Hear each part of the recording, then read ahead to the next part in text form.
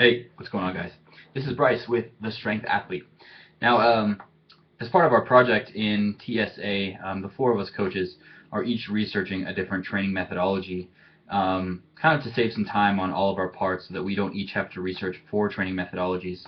And at the end of it, we'll be coming back and reporting to each other and sharing our thoughts about, what exactly is going on. So, Hani's going to be covering DUP, Reed is covering autoregulation and RTS. Um, Eric is covering Shiko and rather high volume and moderate frequency style programs, and I'm covering extremely high frequency and moderate intensity style programs, a la bros, Norwegian powerlifting, Chinese powerlifting, and weightlifting, and similar approaches. And that's really what I want to be talking about today.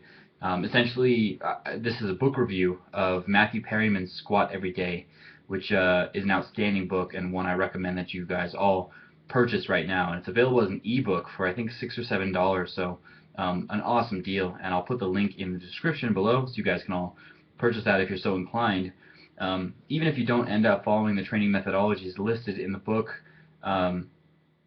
it's an interesting read nonetheless if you're interested in programming and strength training, because it gives a little bit of a history of where different ideas in strength training come from, how they've been established, reviews of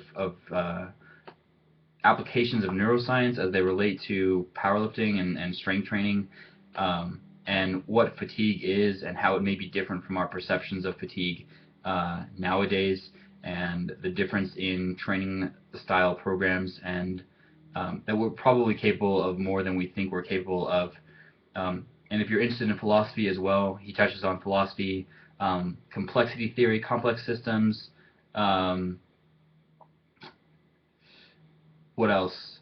Free will is in there, like I said, neuroscience, psychology, and he just rounds up a lot of interesting studies as well.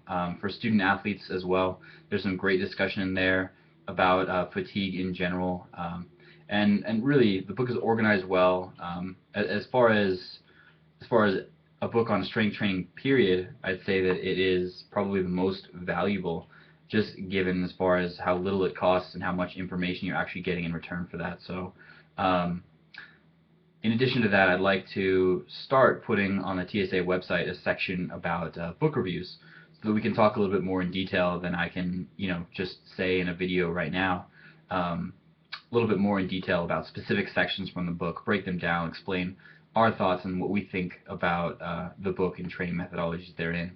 It's not to say that high frequency squatting necessarily, or high frequency squatting and benching is the ultimate answer, but it just goes in the face that there are multiple roads to arrive at a good result and a strong athlete, and oftentimes we can get bogged down in the fact that there are one approach, or that when we see someone squatting 6 or 7 days a week, we term that as overtraining. And I got a chance to talk with Damian Pezzuti, who is an athlete that I think weighs around 183 to 187 right now. And if he decided to compete in the 83 kilo class, he would probably easily take the American records and be qualified for the world team. His squat has been as high as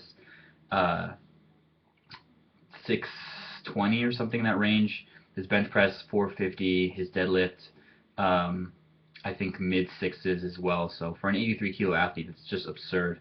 And most of that is high bar squatting as well, and just a moderate bench press grip.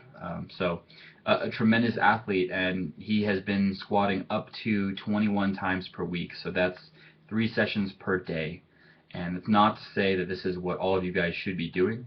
It's just to say that some athletes split up their workload like this and get tremendous results, putting 180 pounds on their squat over 2 years' time. And he's an excellent guy as well, so if you guys get a chance to find him on Instagram or Facebook as well, follow him, and he posts lifting videos all the time, but generally an awesome guy and a good resource as well. So it just goes that if you have the time to devote, if you're one of those people that has a gym in your garage, or you're going to a university and you have access to a gym 24/7 and you've got the time to do that, then you may want to experiment with squatting 7 days a week. Or don't start there, of course. Start with a little bit more than what you're currently doing and work your way up to something like that. But just that frequency is a variable that that certainly plays into training, that certainly can affect your results. So again, Matthew Perryman's book, extremely good, and I'm about halfway through it right now. So there's quite a lot more still to go, and citations as well, so you can look at the actual studies of things that he's talking about, which we often don't see in training books. So have a look, enjoy, tell him I sent you, and talk to you later.